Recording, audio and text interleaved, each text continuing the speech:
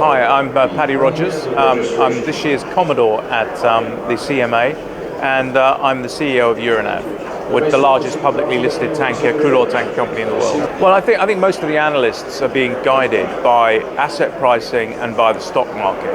And unfortunately, the impact on that market has really been about massive delevering as a consequence of the end of US quantitative easing. So that's a story in itself which has nothing to do with the tanker market and has a lot to do with the debt markets and what we're seeing across all of the capital space, whether it was in housing or commodities or even currencies. We're basically seeing prices falling, and that's what's impacting share prices and asset values.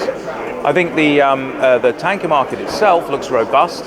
It's in good condition. People are concerned about the number of new ships that are coming, but I think they're underestimating the amount of demand that's been stimulated by a lower oil price.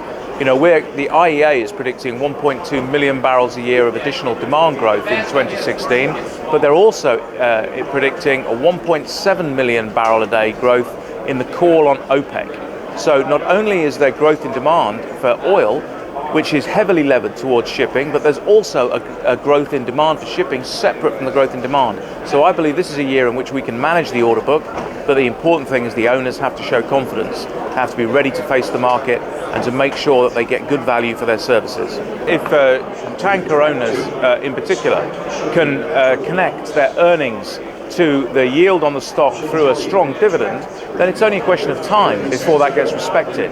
After all, money calls the shots in the end, and when people see the yield, they'll buy the share, but they have to see it over a sustained basis. And I don't believe, there's a very big myth in shipping that the markets are cyclical. If you really look at the demand side for crude oil, it's not cyclical at all. It's very steady. 25 years averaged 1.1 million barrels of growth in demand a year. So what you can see is that the market for demand is steady. What goes wrong in shipping is, of course, loose credit. And loose credit ends up at the shipyard with an additional supply of tonnage. And I think this time, tightening credit markets will help deny that available capital to blow the market out. So we might see a long-term, steadier view.